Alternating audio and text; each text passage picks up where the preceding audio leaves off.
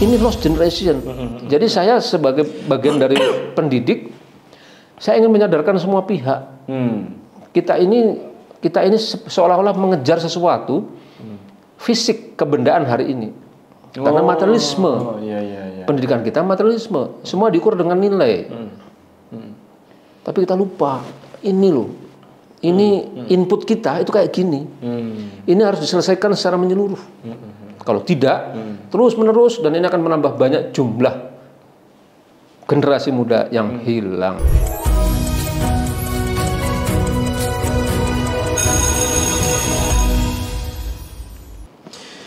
Alhamdulillahirabbil alamin. Masya Allah, beres juga ini masa orientasi siswa. Masya Allah. Ada pakar. Masa nggak sadar saya di sini loh. Luar biasa. Ini pakar ganteng banget ini pakai kostumnya ini, kayak dari mana gitu. Loh kan laki-laki. Oh, laki-laki. Kalau perempuan cantik. Nah, alhamdulillah nih pakar nih beres nih masa orientasi siswanya nih. Alhamdulillah. Persis yang saya bilang itu kan? Iya itu. Tapi ini ada satu nih persoalan nih. Harusnya nggak ada persoalan. Iya, bukan. Itu saya lihat ada satu siswa itu yang masih bingung dia sekolah tuh ngapain. Saya jadi inget pernyataan pakar kemarin itu yang bilang 8 dari 10 siswa dia tuh nggak tahu sekolah tuh untuk apa.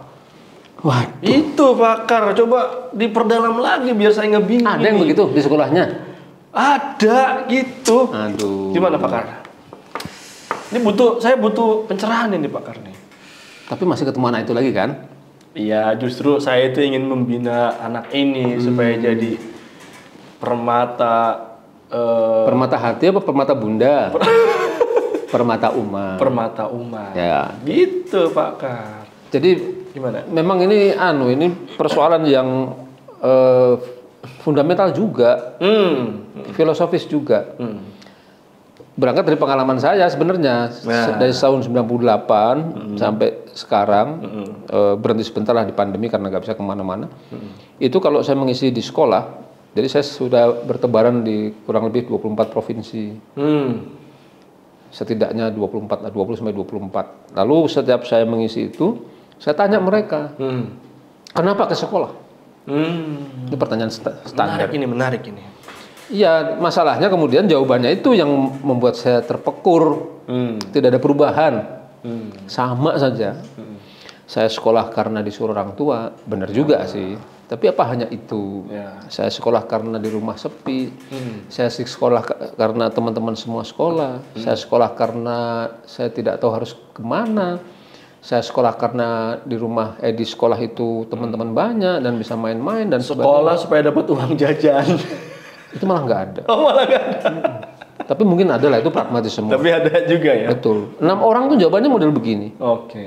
Orang ke-7 mengatakan saya tidak tahu, Pak. Jadi ada juga yang nggak tahu sekolah itu untuk apa. Bahkan orang ke-8 mengatakan, ampun Pak, saya juga nggak tahu. Jadi 8 orang itu jawabannya pragmatis begini. Hanya ada orang ke-9. Pak, saya sekolah karena saya punya cita-cita. Tapi saya tidak bisa ungkapkan dengan kata-kata. Bingung juga? Bukan. Pak. Saya tanya, di mana cita-citamu? Dia tunjuk kok kepalanya di sini. Oh, di sini. Terus saya tanya, bagaimana Bapak bisa mengetahuinya? Nggak bisa, Pak. Lalu siapa yang tahu? Hanya saya dan Tuhan saja. Alias dia nggak punya. Dan orang yang ke-10 mengatakan, Pak, saya punya cita-cita dan bisa diungkapkan dengan kata-kata. Oke. Alhamdulillah. Akhirnya ada. Apa nak? Saya ingin menjadi orang yang berguna bagi nusa, bangsa, dan agama. Bagus nggak? Bagus. Bagus banget. Betul. Tapi saya tanya lagi, konkretnya bagaimana nak? Nah, ini dia jawabannya. Ampun Pak, saya juga nggak tahu. Jadi dari sini saya menyimpulkan 8 dari 10 siswa di Indonesia itu, kenapa kok saya simpulkan? Karena kasusnya tidak hanya di satu sekolah, banyak. Sementara jumlah sekolah itu kurang lebih sekitar 27.000 sekolah SMA. Dengan jumlah siswa kurang lebih sekitar 9,8 juta siswa, hampir 10 juta SMA itu. Jadi 8 dari 10 siswa SMA di Indonesia memang tidak tahu untuk apa di sekolah. Saya mempresentasi ini di depan tokoh masyarakat, tokoh pendidikan Indonesia. Beliau waktu itu menjabat Ketua Komite Pendidikan Jawa Timur. Beliau mengatakan, memang Pak, memang Mas, ini tidak bisa dipungkiri. Sekolah kita itu sekarang bertemu dengan kegagalan yang sifatnya filosofis. Sepintas memang lulus banyak, tapi kita tidak berhasil mengatasi ini. Orang-orang ini kemudian berlanjut di mahasiswa. 87% mahasiswa Indonesia, ini data juga, salah jurusan. Sudah dia tidak tahu untuk apa dia sekolah, lalu dia kuliah, salah jurusannya. Ini berarti 11-12 nih Pak Karni. Nah. Jadi kalau tadi ditanyakan ke situ, ya artinya saya berempati, tenang, banyak yang menemani. Itu yang kita hadapi hari ini. Nah sekarang nih Pak Kar, ini berdampak nggak sama siswa-siswa yang tadi itu model-model kayak gitu? Karena ini kan mereka kan sekolah itu kan proses, gitu. Nah ini gimana nih Pak Kar nih? Betul. Ini masalah, kalau saya bilang ini masalah sistemik. Ini masalah yang karena banyak banget.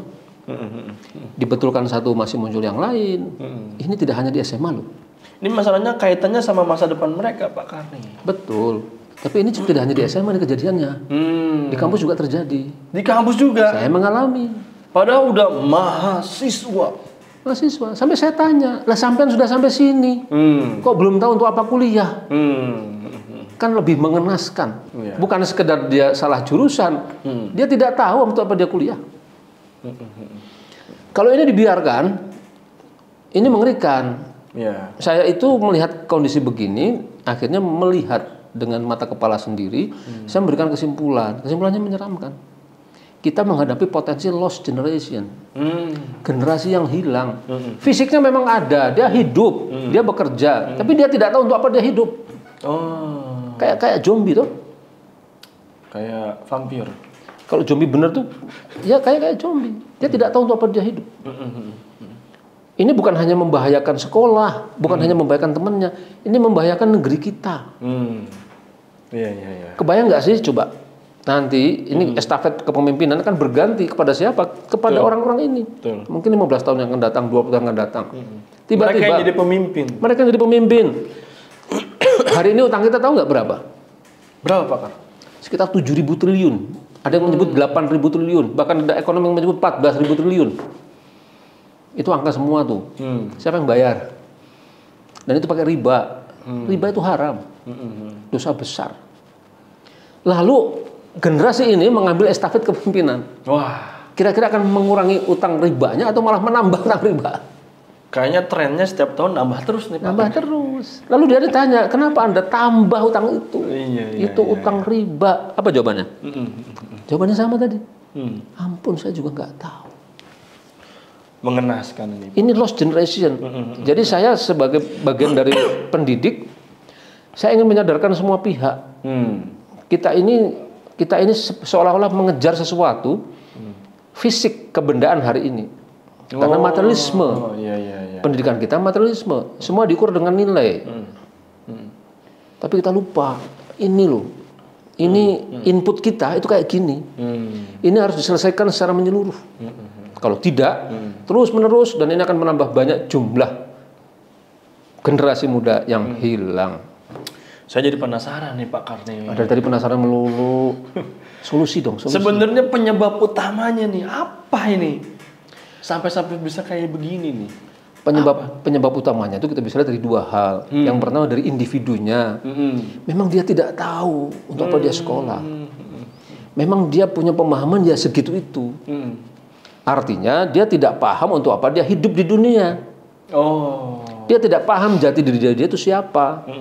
Andai dia paham dia itu muslim, kalau dia muslim ya, dia paham dia muslim, dia harus menjadi hamba Allah yang hidupnya sesuai dengan maunya Allah. Maka ketika dia masuk sekolah dia sudah paham dia harus ngapain.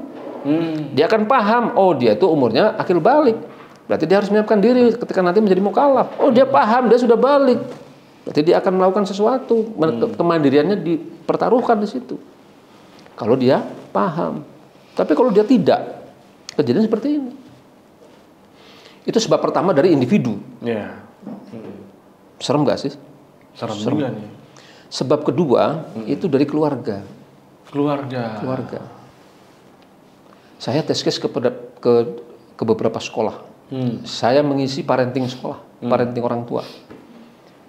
Saya ajukan pertanyaan sederhana. Tuliskan namanya masing-masing.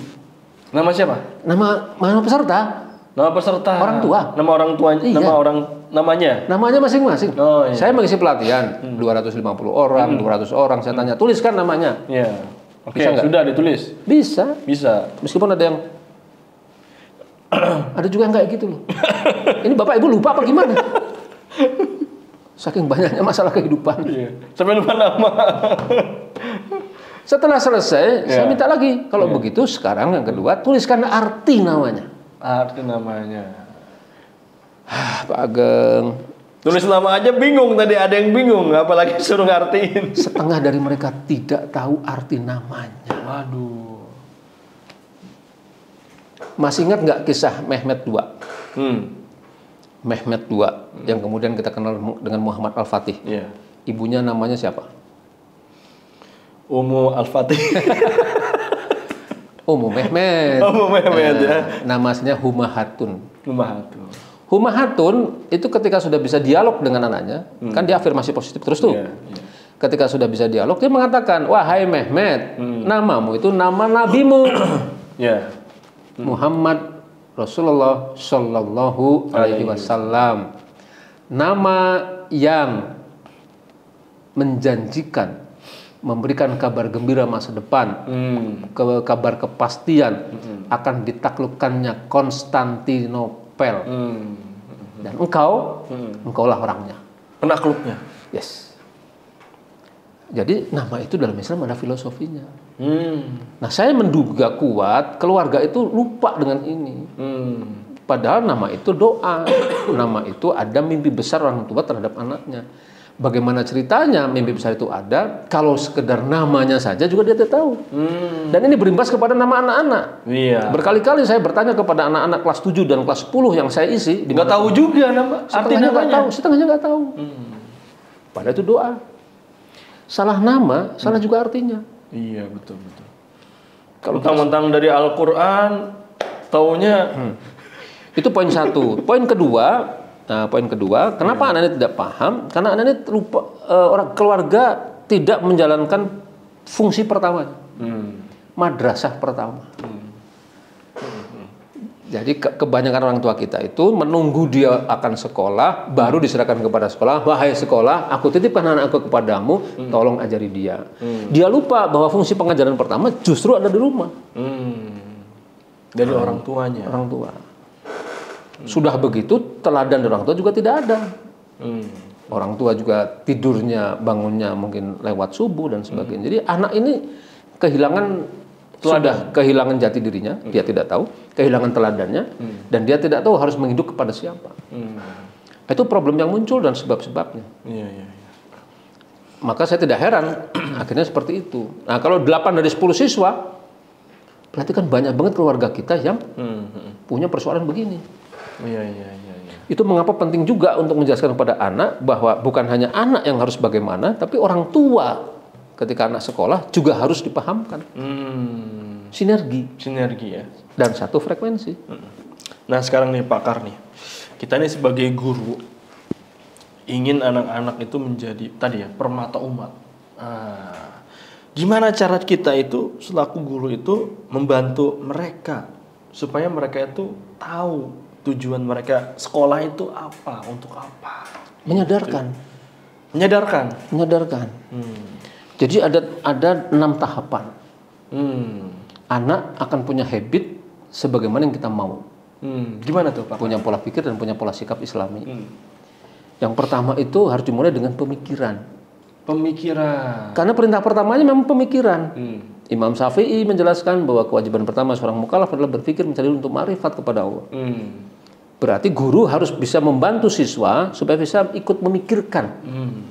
Supaya target dia itu ma'rifat kepada Allah. Ternyata bukan sholat, bukan puasa, bukan zakat. Tapi mikir.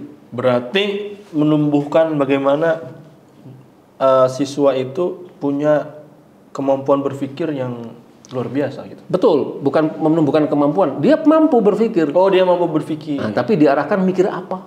Oh. Hari ini kalau tidak diarahkan, anak-anak mikir apa coba? Yang negatif-negatif. Game. Game yang negatif maksudnya ya, karena ada game yang positif juga. Nah, jadi guru harus menjelaskan kepada anak, nak pikirkan itu yang pertama-tama wajib buatmu. Iya. Dan dalam Al-Quran banyak banget tuh. Surat Al-Alaq 179 menjelaskan pada kita bahwa ternyata berpikir itu ternyata adalah fungsinya adalah untuk memahami ayat-ayat tanda-tanda kekuasaan Allah. Lalu mikir pakai apa? Mikir ternyata selain tempatan di otak ternyata harus menggunakan panca indera. Gunakan penglihatanmu untuk melihat tanda-tanda kekuasaan Allah. Gunakan telingamu untuk mendengar tanda-tanda kekuasaan Allah. Sehingga sampai kepada makrifat. Makrifat dijelaskan oleh Syekh Nawawi Al-Bantani sebagai tanda makrifat seorang itu hanya dapat dilihat dari satu saja kata. Apa tuh? Ketaatan. Oh. Inilah definisi orang balik itu begini. Orang balik yang mengetahui jati dirinya. Jadi guru harus membantu siswa pertama-tama ini. Caranya bagaimana? Pemikiran diarahkan ke sini. Kalau begitu apa yang dipikirkan? Ada 3. Yang pertama, pikirkan bahwa dia sudah balik tadi. Yang kedua, pikirkan bahwa Islam itu bukan sekedar agama biasa. Islam itu agama yang way of life. Jalan hidup. Dan yang ketiga, pikirkan kondisi umat. Kalau tidak berpikir 3 ini, dia pasti akan berpikir yang lain. Nah, pemikiran yang begini betul-betul dia dipandu memikirkan itu bersama-sama akan melahirkan pemahaman. Pemahaman tentang apa? Jati dirinya. Berpikir, paham akan melahirkan kesadaran. Sadar Bahwa dia ini muslim, sadar bahwa dia harus menjadi muslim yang kafah. Pemikiran, pemahaman, kesadaran ini akan memunculkan kemauan. Nah, kemauan yang bagaimana? Mau untuk melakukan sesuatu. Mau itu dalam konteks apa? Dia akan membuat azam. Nah, azam itu apa? Mimpi besar itu. Fa idza azamta fatawakkal Allah. Terus kemauan itu kemudian dilakukan jadi aksi. Aksinya apa? Pakai tawakal. Fa idza azamta fatawakkal Allah. Tawakal yang dihabituasi, dibiasakan. Setidaknya selama 1 bulan penuh merujuk kepada Ramadan akan melahirkan habit. Kebiasaan. Kalau siswa sudah muncul habit sebagai muslim yang kafah, selesai urusan dirinya, dan dia akan mengikuti apa seharusnya yang dia lakukan sesuai dengan Islam. Dan kalau begitu, sekolah dia akan luar biasa. Dia akan paham sekolah itu ibadah, dia akan paham, dia akan menuntut ilmu, karena banyak betul pahala yang tersedia di dalam dunia sekolah yang dia geluti. Nah, sekarang posisinya kalau tadi sebagai guru, Pak. Sekarang gimana nih posisi sekolah membantu pelajar itu menemukan tujuannya mereka bersekolah itu? Nah, kalau sekolah itu kan lembaganya. Sekolah itu institusinya. Betul. Maka kalau dia institusi, dia harus punya tugas pokok dan fungsi sebagai institusi. Berarti dia adalah penyelenggara pendidikan. Pendidikan yang bagaimana? Pendidikan yang terintegrasi. Hari ini itu pendidikan seolah-olah dipisah 2. Ada pendidikan keislaman, kamu kalau menjadi kiai, sono. Kamu kalau menjadi ustadz, sono. Kesini mah jangan jadi ustadz deh, selain ustadz. Seakan-akan ada dikotomi, gitu ya? Sekuler. Pemisahan, sekuler. Yes. Jadi sekolah tidak boleh begitu. Sekolah sebagai institusi harus menjadikan satu, mengintegrasikan konsep pendidikan manusia itu sesuai dengan Islam. Integrasinya apa? Dalam 3 aspek. 3 aspek ini yang diminta oleh Islam sendiri. Ketika seseorang sudah balik, dia harus punya saksiah Islam. Ya, pertemuan sebelumnya kan saya bilang saksiah Islam tuh. Saksiah Islam. Cetak biru siswa sudah ada di sini. Dia harus punya sakofah Islam. Dan dia harus punya ilmu kehidupan. Oke. Itu tugas sekolah. Nah, supaya mencapai tujuan ini, sekolah harus punya kurikulumnya. Proses pendidikannya dibuat seperti apa? Di dalam proses kurikulum itu nanti ada yang dilakukan secara formal, ya formal formal pendidikan, tapi juga yang non formal. Nanti ada budaya sekolah, nanti ada keteladanan, nanti ada ada kehidupan sehari-hari. Semua harus dilakukan, dan ini menyertakan beberapa pihak yang disebut stakeholder. akan melibatkan guru, akan melibatkan siswa. Kalau dia swasta berarti melibatkan yayasan. Dan jangan lupa yang namanya guru bukan hanya guru, OB, satpam, itu juga harus paham. Kadang-kadang gurunya sudah sedemikian rupa, tiba-tiba satpamnya misalnya melakukan hal tidak terpuji. Kenapa kamu begitu? Kan bukan saya gurunya. Misalnya dia nyanyi yang seronok. Banyak kan lagu yang seronok. Betul. Nah itu, jadi sinerginya banyak sekali. Itu sekolah itu. Nah sekarang nih peran orang tua nih Pak Kar nih nggak kalah pentingnya ini. Itu sinergi gimana juga. Caranya mereka juga harusnya mendukung anak-anak mereka. Gitu Pak Kar. Orang tua adalah orang pertama yang harus paham dia hadir di dunia untuk apa. Sebab yang tadi kasus yang saya sampaikan itu, saya duga kuat datangnya dari orang tua juga. Kan anak-anak cetak gurunya tergantung orang tua. Berarti kalau ada anak-anak bermasalah, orang tua juga bermasalah nih? Harus dicek orang tuanya. Harus dicek juga ya? Betul. Memang belum bisa dipastikan, tapi dari banyak pengalaman, persoalan anak memang tidak bisa dilepaskan dari persoalan orang tua. Tapi juga ada orang tua yang tidak punya persoalan dalam arti orang tuanya taat dan sebagainya. Itu namanya ujian. Nah gimana nih ngedukungnya nih anak-anak nih untuk peran orang tua nih Pak Kar? Nah sekolah itu harus melihat keberhasilan pendidikan itu, outputnya tadi kan udah ada tuh. Yang 3 aspek. Supaya bisa memenuhi 3 aspek itu ada syarat. Syaratnya itu salah satu yang paling besar, fundamental sekali, itu adalah sinergi 3 pihak. Siswanya, sekolahnya, orang tuanya. Anaknya dididik di sekolah. Ada mulai dari masa orientasi siswa, sedemikian rupa sesuai dengan Islam, lalu masuk kelas 1, kelas 2, kelas 3, ada kurikulum dijalankan. Diupayakan betul untuk sesuai dengan Islam. Kalau salah diluruskan, kalau kurang ditambah, kalau nggak ada apa-apa ditambahkan di dalam muatannya dan sebagainya. Kurikulum tuh. Kegiatan keluar juga dipakai untuk laboratorium. Misalnya kalau diajarkan tentang fikus safar, tapi kalau nggak pernah safar terus gimana prakteknya? Berarti harus safar. Betul. Diajarkan fikih muamalah, jual beli, tapi kalau nggak pernah dipraktekkan dalam jual beli, misalnya market day dan sebagainya, difasilitasi itu sekolah. Tapi ini tidak akan belajar maksimal kalau tidak dukung orang tua. Maka orang tua harus diberikan juga pemahaman. Bahasa sekarang kekinian parenting. Parenting itu pemberian pemahaman kepada orang tua. Bagaimana dia harus bersikap kepada anaknya ketika anaknya kembali ke rumah dan kepada sekolah. Harus bagaimana dia. Dan terkadang Pak Kar ada aja nih orang tua yang nggak mendukung dengan program-program sekolah. Orang tua yang tidak mendukung itu harus diketemui, bawain martabak, minum teh. Gitu Pak Kar ya? Waduh luar biasa ini. Nanti kan dia tanya tuh, tehnya isinya apa? Tidak mungkin terjadi teh kalau tidak dicampur antara bubuk teh serbuk dengan air putih. Nah, siapa penyedia teh serbuk? Siapa penyedia airnya? Dalam kondisi matang seperti apa? Baru bisa kemudian berproses menjadi teh. Begitu juga dengan anak. Jadi sambil bawa ini, kadang-kadang orang tua nggak boleh secara terlalu serius. Wahai orang tua, mari kita lihat. Ini filosofi nih, teh. Ini tidak sekedar saya bawa alasan iseng-iseng bawa teh. Memang pertama-tama sih disiapinnya teh doang. Tapi kan dalam konteks ini kita bisa bawa ini. Pak, Bu, kita ingin melebur seperti teh ini. Kita punya bahan baku teh serbuk. Itu anak bapak dan ibu. Dia tidak akan bisa berubah menjadi begini kalau tidak dikasih air. Kalau tidak diwadahi gelas. Kamilah yang mewadahinya. Tapi dia butuh air. Dari mana airnya? Dari madrasah pertamanya. Siapa? Orang tua. Nah, kalau kita bisa bersinergi, dapatlah ini. Lalu kan ada rasanya. Rasanya dari mana? Proses pendidikan 3 tahun, Pak. Kalau bapak mau manis, pakai Islam. Tapi kalau bapak mau pahit, itu bukan Islam jelas. Pakai materialisme. Tadi tuh makhluk hidup berasal dari makhluk mati. Pahit sudah. Betul. Energi tidak dapat diciptakan, energi tidak dapat dimusnahkan. Pahit itu. Tapi kalau energi itu makhluk Allah.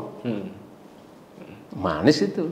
Nah 3 tahun itu kita berjuang supaya anak bisa jadi teh manis. Jangan sampai jadi teh pahit. Setuju nggak? Setuju. Kasih martabak. Jadi kenyang dong kita ini. Luar biasa ini. Jadi kadang-kadang ada pertemuan formal, ada pertemuan tidak formal. Memang harus dicoba. Wayahna kita tuh begini karena sistem kita hari ini seperti ini. Sekuler kita itu. Nah, wayah tum nih Pak Karni. Nah, udah teh wayah tum. Tadi kan udah wayahna. Oh iya. Sekarang wayah tum nih. Bukan wayah ya. Nah, saya harus keluar dulu nih. Ada keperluan nih Pak Karni. Saya tuh senang ketemu antum. Jadi yang pertama itu selesai masalah mosnya. Iyalah. Sukses. Itu sukses. Pak. Bahwa ada 1-2 itu PR. Harus dipahami juga karena kita kan bukan mie instan. Pendidikan itu bukan mie instan. Berproses. Mie instan aja yang disebut Diproses. instan diproses. Kalau dimakan langsung namanya kerupuk. Kriuk-kriuk. Kriuk-kriuk. Makanya ini diproses. Pak, mie instan aja diproses. Apalagi anak bapak 3 tahun. Tapi nah ini yang harus dipahamkan juga. Tapi penentu keberhasilan siapa? Kita sudah begini, kita sudah maksimal. Ada ikhtiar langit, ada ikhtiar bumi. Harus diingatkan orang tua juga bahwa keberhasilan ini betul-betul bergantung pada zat yang kita gantungi. Karena itu yang kita butuhkan cuma 2. Harus datang iznullah dan izinnya Allah dan nasrullah dan pertolongan Allah. Jadi semuanya itu kita harus kembali kepada Allah ya. Nah, jadi jangan merasa sombong betul dengan pencapaian kita. Karena itu ada syaratnya supaya iznullah dan nasrullah itu turun. Harus pakai rumus faida azamta fatawakkal 'alallah. Itu janji Allah. Oke lah Pakar. Gimana? Nanti kita bahas. Semangat lagi nggak? Semangat lagi Pakar nih, luar biasa nih. Masya Allah. Salam lagi buat teman-temannya. Siap. Kalau gitu saya juga ikut pulang. Oke. Oh pulang juga sekalian. Soalnya nggak hujan. Oke. Salam dulu Pak Karni. Oke. Terima kasih. Ya. Insyaallah. Allahu Akbar. Allahu Akbar.